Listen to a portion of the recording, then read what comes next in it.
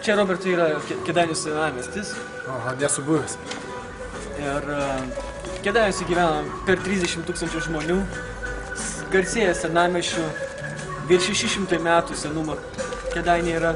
Ir man labai džiugu, kad tu atvykai čia pas mus pasidalinti savo patirtimi žmonėms iš savo tarnybos, apie savo gyvenimą, apie savo tikėjimą.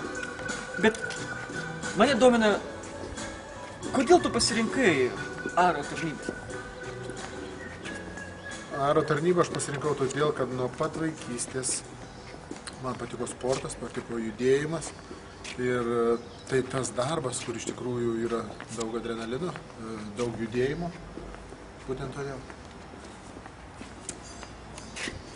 Aš girdėjau, kad tu ypač įtikėjai Dievu tarnybos metu. Kaip tai nutiko?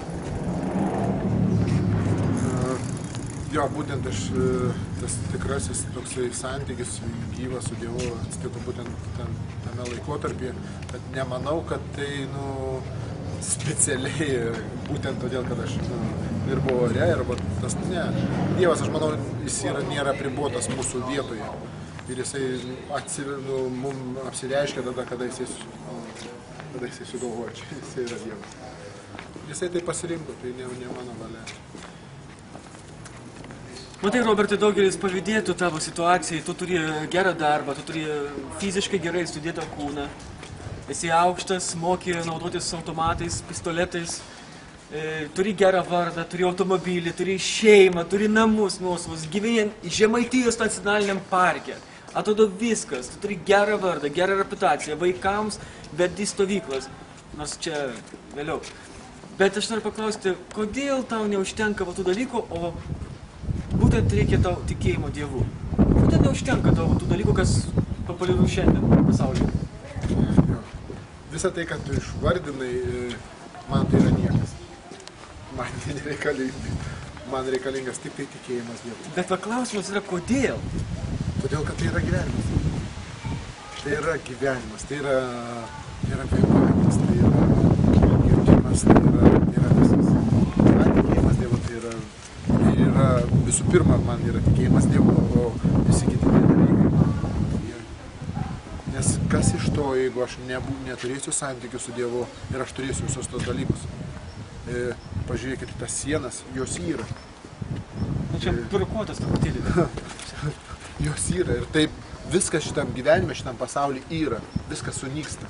Vienintelis lieka tik tai santykis su Dievu. Bet žmonės kvėpuoja ir be Dievo. Tarkim, dabar ten žmonės pietauja, ar ne, kiti vaikšto, prisigėrė žmonės. Ir atrodo, jiems Dievo nereikia. Jiems sako, man Dievas yra pinigai, man Dievas yra mano rankos. Ir koks skirtumas tarp tavęs tikinčio ir tarp tų žmonių, kurie Dievo nepripažįsta? Kodėl svarbu žmogui tikėti Dievu?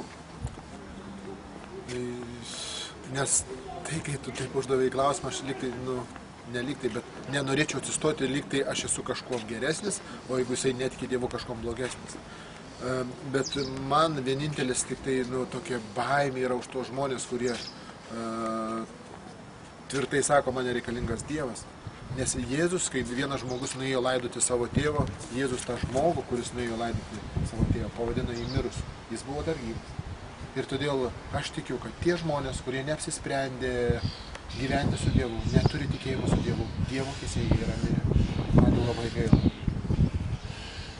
Aš džiaugiuosi, Robertai, kad atvykai į Kėdainius. Ačiū tau už pakvietą.